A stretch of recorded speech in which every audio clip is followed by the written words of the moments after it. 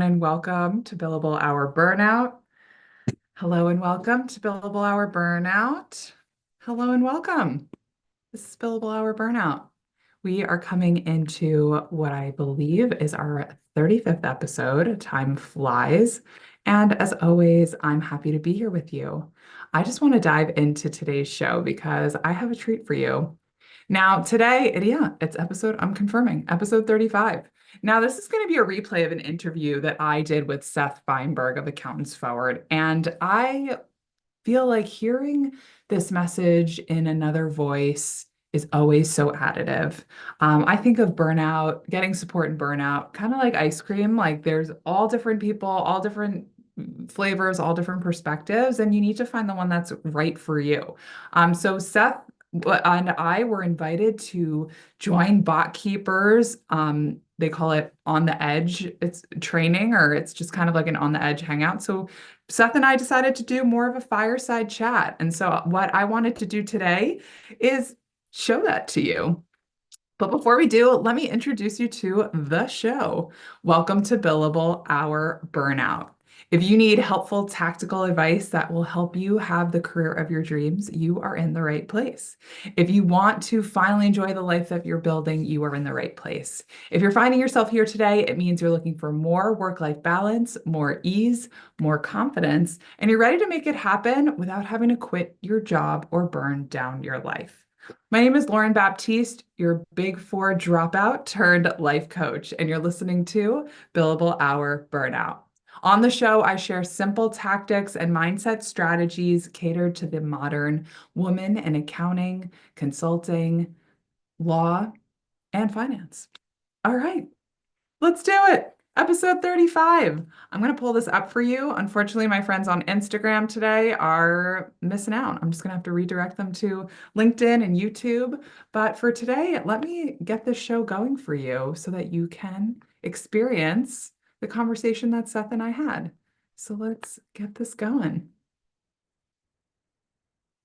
And you may see it blurry for a second, but it'll come. Hi, everyone, and welcome. This is Bot Keepers on the Edge. My name is Lauren Baptiste. I'm here with Seth Fineberg of Accountants Forward. I am so excited to be here with you today. We are going to have what we're calling a live virtual coffee. So I think what's always really fun, I mean, of course, our topic today, let's talk about that. Our topic is a conversation about emotional, physical, and mental health, but I think it's really good for each of us to share a little bit about who we are. So Seth, take a moment, let us know who you are, I'll share who I am, and then we can get into the best part of the conversation. Sure. I have an interesting connection. For those who don't know me, I'm Seth Fineberg. I do head up Accountants Forward. That is my consulting practice that I kind of started after spending several decades really covering business to business as a reporter, as an editor, an editorial leader. I came into accounting along that path 20 odd years ago. I worked with Accounting Today. I headed up the editorial for the U.S. Office of Accounting Web. And these days I am working with a lot of the vendor community and organizations who are trying to have a better connection to accountants, because let's face it, we're at a point now where it's hard to consider any tasks internally or externally that you do as an accounting professional without a technological component to it. And behind all that, which we're going to discuss today, is the relationships, actual human relationships with people at a company because it is a union that needs nurturing, it needs attention, and I help to kind of make those connections through content. Amazing. I think of you a little bit as like the megaphone of the profession. Like things are happening and like, let me make sure everybody knows and let me help make it. Yeah, I try. I do my best. I'm just one me, but I do what I can to utilize social platforms, utilize my own newsletter, and my partnership with CPA Trendlines, and just the trust that I feel like I've built throughout the profession to really, just say, what's going on and go team. And, because I really do see the accounting profession as so essential to, you know, just growth in our economy, in our personal lives. Money kind of makes, people's futures, a little brighter. If you have the proper management of it, you want someone in your corner who has your financial health in mind. There's more companies that are, more people that are starting businesses, that have started businesses, even going back to the pandemic. And ensuring that these businesses stay, not only stay alive, but help thrive. And you need a connection to that human being behind it. So I could think of no better job and task to have than being an advocate for the profession, and really seeing these relationships get better. And I think trust starts on with content. Good content, I think, starts that conversation.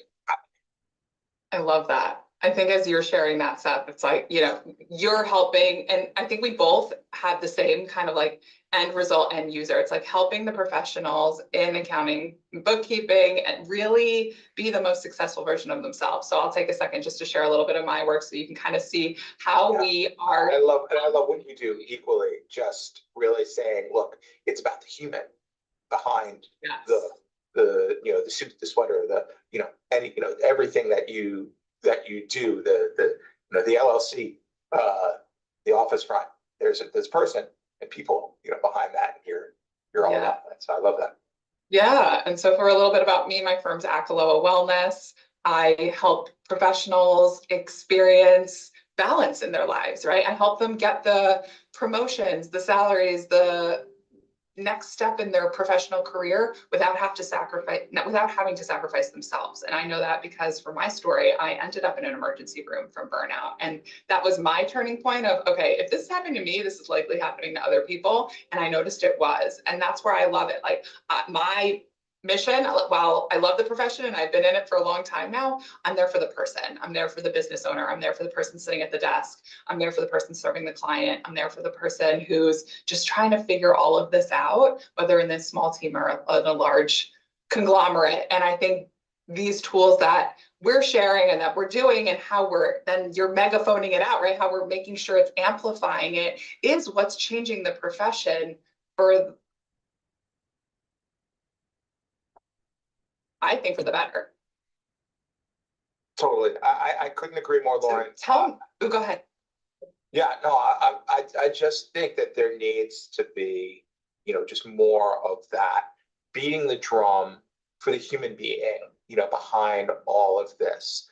Because I know that there's probably times where, and I think, you would know better, than I, but, pointing out and recognizing these little stressors, these little things that really are going to lead you down that path of, not, being so well.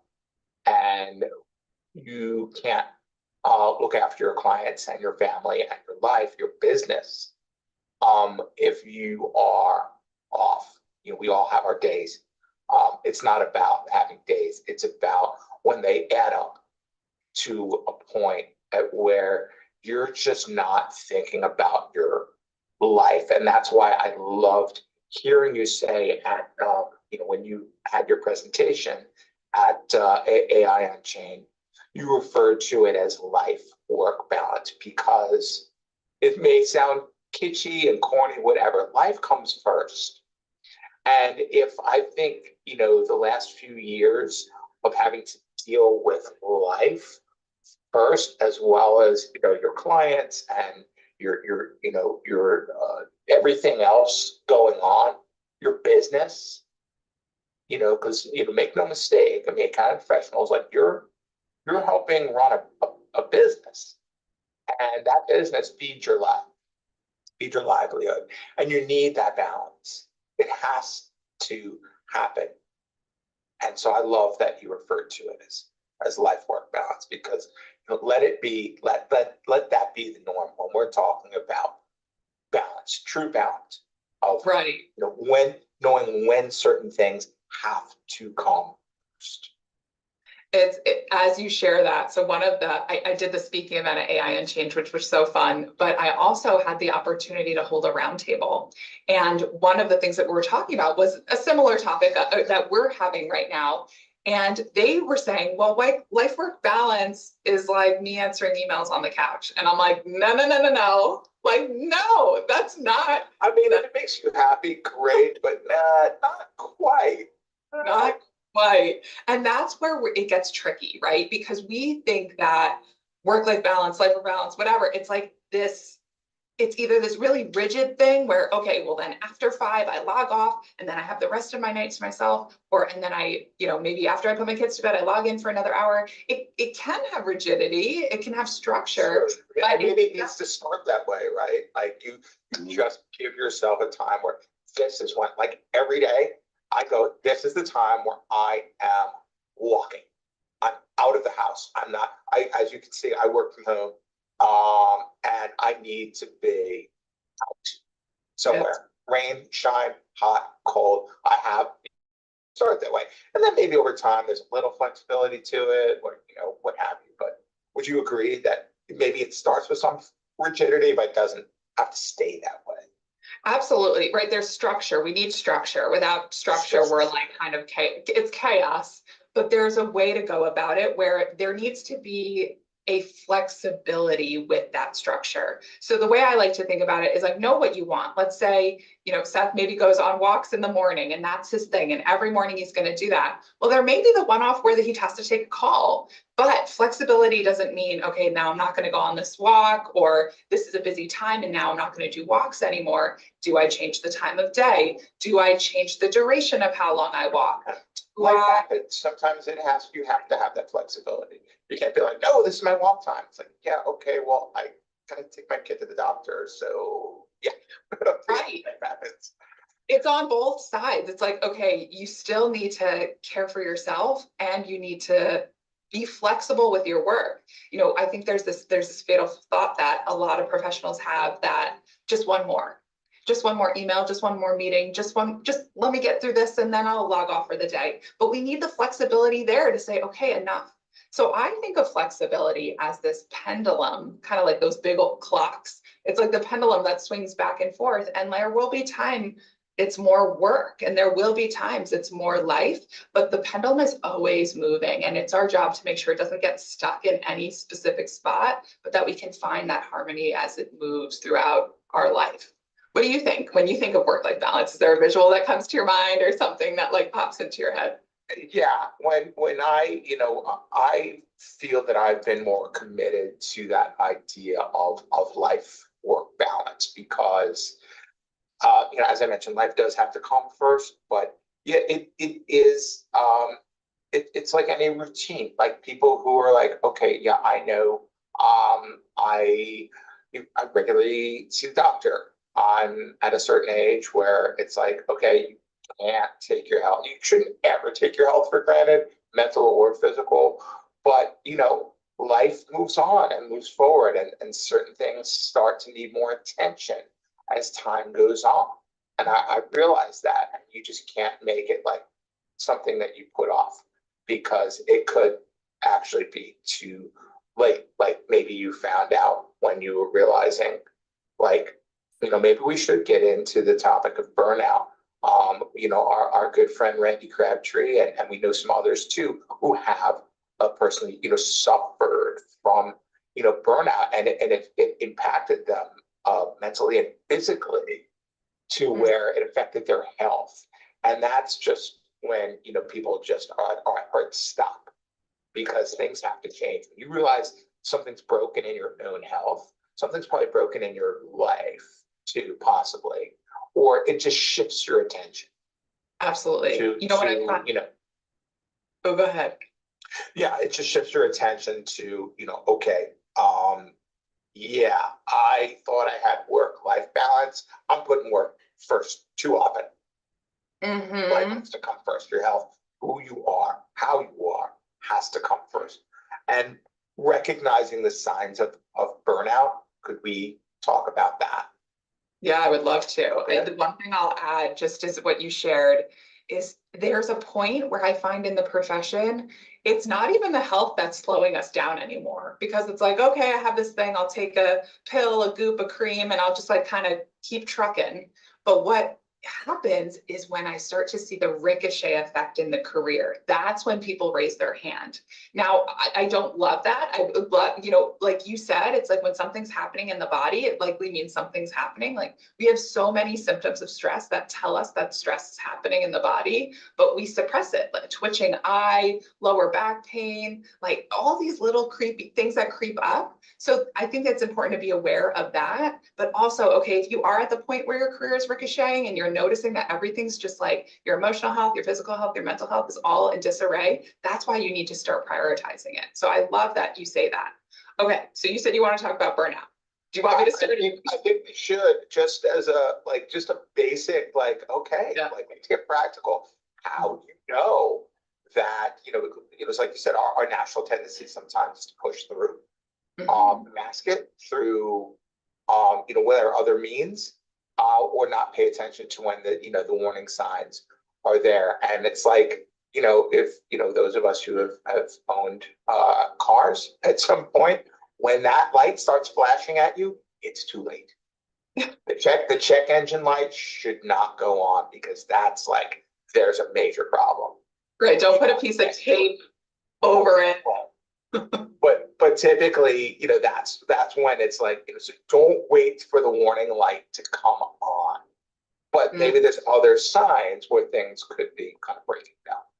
And that's what I want to get to with you. Yeah, I mean, what's interesting is there's a study that said 75 to 90% of all visits to the doctor are for stress-related health concerns. So I think, as you said, it's like, hey, is our body telling us something?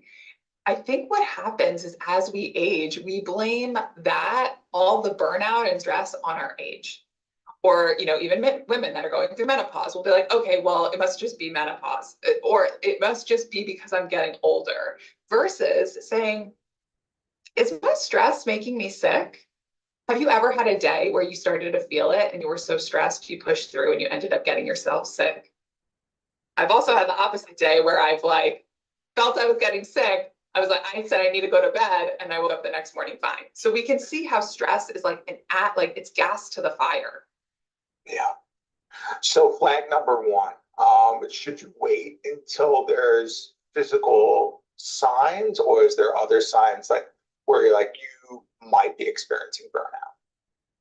Yeah, well, according to the what else should our viewers look for? Yeah, according to the World Health Organization in 2019, they said burnout is an occupational phenomenon. So what that means is work is now at the point, I find it bittersweet. We're talking about it, but it's also bad enough that we're having to talk about it, right? So they quantify it in three things: exhaustion, physical, mental, right? We're even talking about physical, mental, emotional exhaustion. It's not just your sleep, it's your energy, it's your mood, it's how you're showing up. The second is cynicism and detachment. Do you find yourself a little more sarcastic, a little more withdrawn, a little more negative about your job and how things are going? And then the third is an ineffectiveness at work. And this is where sometimes this is the one that people notice, because they just figure, I'm tired, I have kids, or I'm tired, life's lifing, or I'm just sarcastic. That's how everybody is in the profession. But ineffectiveness at work, something that maybe used to take you a day now takes you a week. You're not getting things done as quickly. You're not as sharp as you used to be. That's why, if you think about it as these three things: exhaustion, cynicism, and ineffective, what comes up for you, as you're thinking about this or listening to this? Yeah. And I think that was probably a good time to bring up the fact. So we've talked about this. Some of you might not know, but I had engaged with Randy Crabtree and this Trimeric group. We had discussed this very topic of burnout and burnout in the profession, and is this why more accountants are leaving? It's been very widely publicized that there are less accountants to do the job than there were. Now, this is not a new issue, but to the degree that it is happening, and also the fact that there aren't as many who want to come in. You used to be able to kind of go, oh yeah, there's definitely attrition in the profession, but when you don't have the folks coming in at the pace that they were, something's wrong. Yep. So we decided to do kind of engage in what ultimately I think is going to be a multi-part survey around the idea of, is burnout a thing? Is burnout what is causing folks to, like you said, just disconnect from their jobs, not perform as well, and ultimately just leave either the firm that they're at or the profession altogether. So the first phase was really just looking at, hey, how do you work, right? Let's piece this apart. We can be a little scientific about it. We can start looking at, a survey saying, okay, let's see who, is, satisfied with their job and why. So we found through our survey work that, and also we had a lot of help from HB Publishing and Marketing Company founder, Hank Berkowitz. He's done a bunch of this before. So we called it our Accountants Annual Profession Satisfaction Survey, which again, I think is kind of part one of, I think, maybe 3 different lenses that we can look at to determine burnout. So we asked about satisfaction, and we only found about 25% and 17% respectively said that they felt highly satisfied at work. Wow. That's of everyone we surveyed, and there was several hundred folks who responded, firms of all sizes. Conversely, we thought it was interesting that the folks, while a lot of them said that they were working 60 hours a week or more, I think that was around 2/3 said that they were. The majority were in fact satisfied with what they were doing because of the type of work. So that's another thing too that accounts might want to consider when feeling, because the overall, like if you're not feeling satisfied, it can lead you, would you agree, down that path towards burnout? Yeah, I mean, the thing that you're saying, it's like, is it the type, like for satisfaction, is it the type of work or the way that we're working? And I actually believe it's the way that we're working that is creating the dissatisfaction. A lot of us came into the profession being like content with accounting, liking numbers, liking people, doing the thing. It's the way that it's done now that it just feels like I can't catch a break, I can't catch up, that I think is actually contributing to those lower numbers in satisfaction. Yep. Another factor in the survey, if I may. Yeah, I would love which we wanted to call out, which is we had a whole section of questions around health and well-being. And we found that many respondents were not comfortable even asking for help in the following areas: long-term illness or disability assistance, only 32%; stress management, only 21%; mental health, only 19%; and then just overall burnout prevention, 14%. Meaning they worked in a firm and they didn't feel comfortable talking about things. So while we did find on the positive side, there are more firms and more businesses in general that are finding that flexibility, not having to come into an office all the time was, or they can pick and choose days when they can come in. That seems to be more of the norm these days. Obviously, the press likes to focus on this business and that business. They're calling everyone back in. Yeah. By and large, that's just not the case. It's not the case in the accounting profession too, for the most part. There is definitely something to be said for, we want to have culture, we want to have connections. Humans have to connect with other humans. I get that. But it's more than that. They have to feel supported where they are. And it seems that, in these several areas, they do not. And there's just that lack of connection and the lack of feeling like, hey, maybe I could actually ask for a day off when I feel that I need it. And Yeah. that's key. Like just that mental state of just going, or if you're running a firm and just going, conversely, like I want to feel like, yeah, I'm the firm leader. I'm going to tell my staff, like, I, I'm just, I am OOO today. Just completely off computer, at office. I need a day or two. Mhm. You What I have to find feel like you can do that. Yeah, I mean, what I find really interesting in your survey, I actually expected when it comes to an illness that the number would have been higher. So I wasn't surprised by the stress management, mental health, and burnout numbers, but I was like, wow, if it's a cancer diet, I mean, I don't know what they see as illness of like, I have the Yeah, flu. I think it's just generally like, I just don't feel well. I And they see. don't feel comfortable enough just going, I need a day. Obviously, if you're like really sick, you're sick. Most people, again, not everybody, but most people are just like, you know what, I got a fever today. Yeah, I'm just really, some people suffer from migraines. Migraines can happen through diet, through a lot of other things. I know that my older son suffers from them. My wife suffers from them. It's a chemical sort of thing. It's not just, oh, you have migraine, you must be stressed. No, that's no, not. right. And you have to be, when people chronically suffer from them, you have to be sensitive to when they start, because they run in like a pattern. Right. And there's early signs where you can go, okay, I can pop a pill. I can take something to help ease that out, because some people, like when it gets like to a point, it's too late. Dark room, waste bucket by your side, cold cloth, like they just want it gone. Yeah. It debilitates you. And it's something that's so easily like dealt with. And Right. you want to feel like, and that's just one example of you're just feeling like, I can't push through this.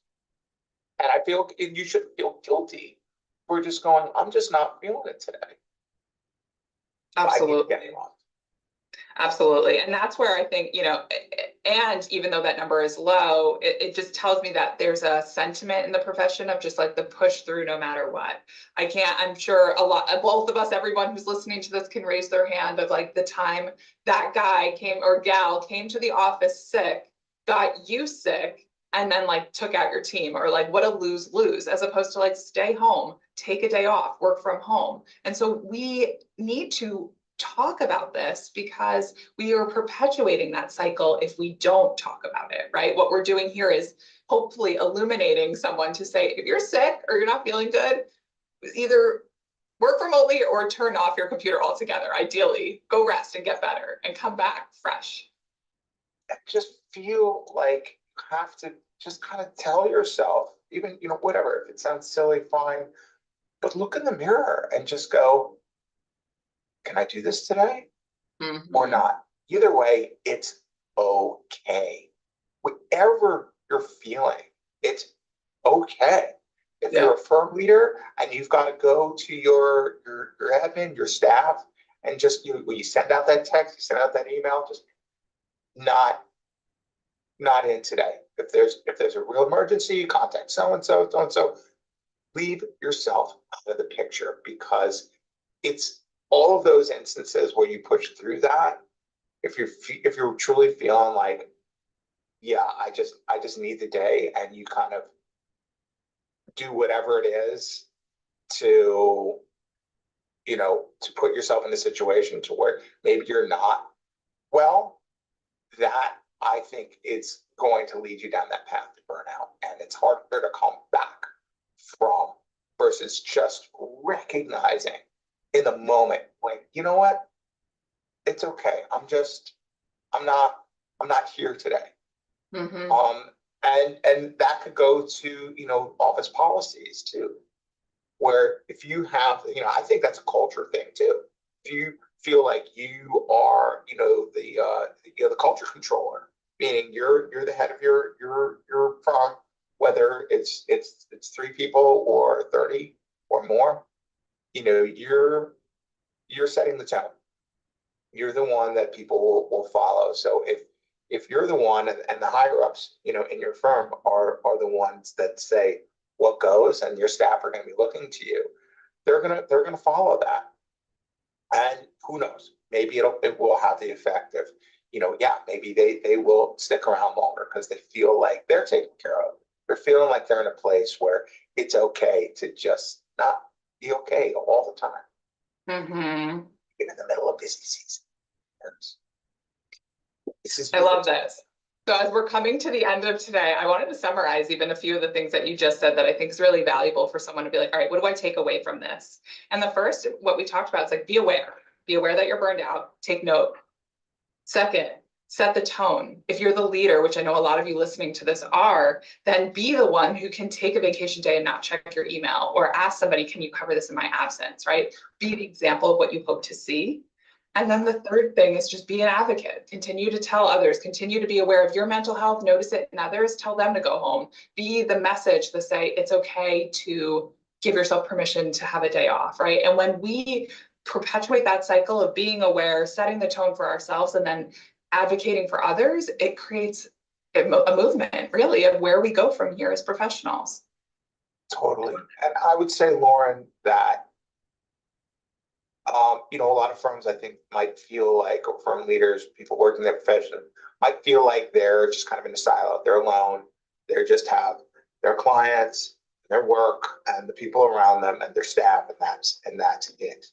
Mm-hmm. And there is such a larger community out there who I've seen and you've seen really will support you. They might be strangers to you right now, but they're there.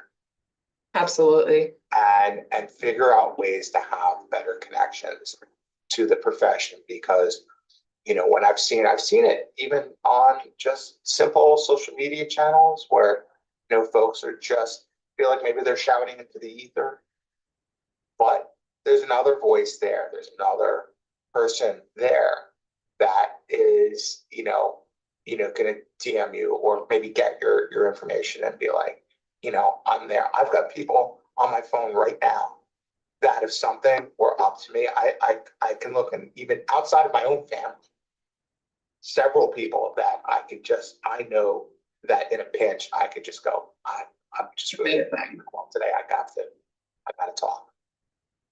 Even so if you're a person, stay connected to each other. That's my sort of final word of advice. I love it. But all right, we're coming to the end, Seth. How can we stay connected to you and your info?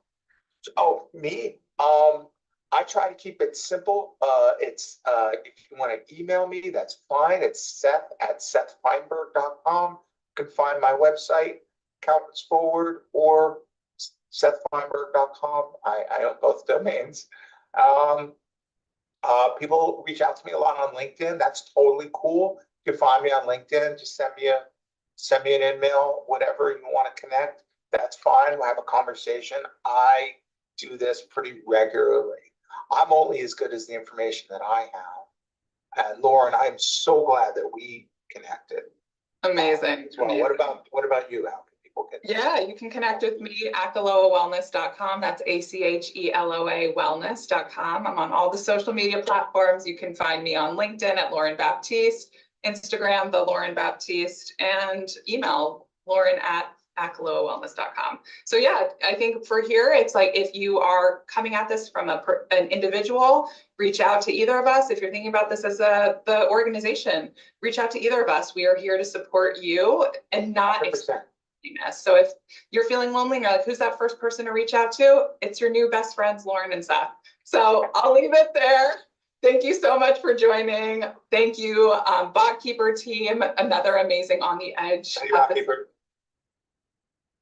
So fun. I love watching that again. I got to relive it just by listening and watching it all over again. So thank you so much for joining today. I have a little announcement today that I didn't give you, and there's so much going on in my world, but we're almost at 40 minutes. So I'm going to save that all for next week. But here's what I'm going to tell you. Billable Hour Burnout is going to have a season finale at the end of December. So we have a few episodes left. So reach out to me if there's anything that's like burning that you would love to talk about. I love having you here every week. I love showing up for you. And I'm taking a brief pause to make sure that everything that I give you continues to be more and more valuable. Thank you so much for joining. Stay connected with me in all the places that I mentioned. Reach out to Seth and follow him and LinkedIn and all the places. And for now, I hope you have a beautiful day as you rethink the emotional, physical, and mental toll of your well-being at work. All right, everybody.